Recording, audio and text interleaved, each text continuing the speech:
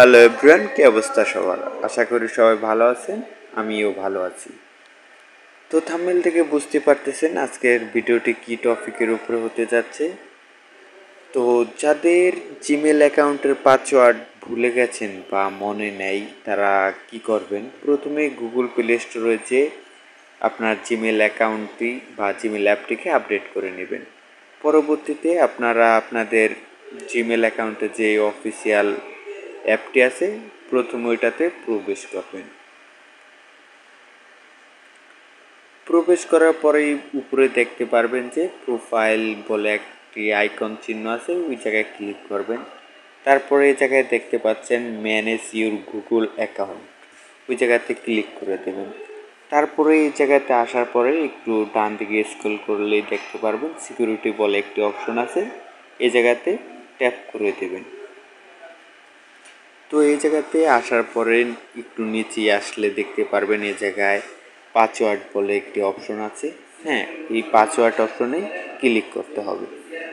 তো পাসওয়ার্ডে ক্লিক করার পরে একটু লোডিং নেবে, আপনারা ধৈর্য সহকারে পুরো ভিডিওটি দেখতে থাকেন।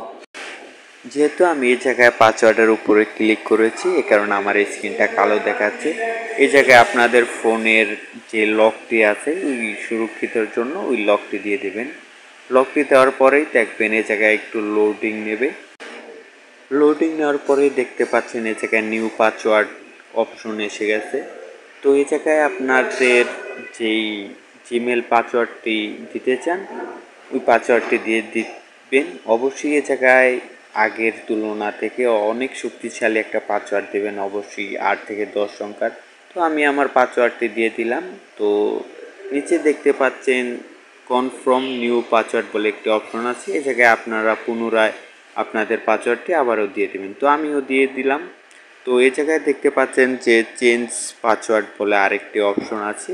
তো এই জায়গায় আপনারা কি করবেন, এই জায়গায় ক্লিক করে দেবেন। পুনরায় আবারও দেখতে পাচ্ছেন যে চেঞ্জ পাসওয়ার্ড বলে আরেকটি অপশন এসে গেছে। তো এই জায়গায় ক্লিক করলে আপনাদের জিমেল অ্যাকাউন্টের পাসওয়ার্ডটি চেঞ্জ হয়ে যাবে এবং পুনরায় আপনাদের জিমেল অ্যাকাউন্টটি আপনারা আবারও ফিরে পাবেন। তো ভিডিওটি ভালো লাগলে অবশ্যই শেয়ার করবেন, আপনাদের ফ্রেন্ড সার্কেল যারা আছে তাদেরকে শেয়ার করবেন, আরও 10-5 জনকে দেখার সুযোগ করে দেবেন। আল্লাহ হাফেজ।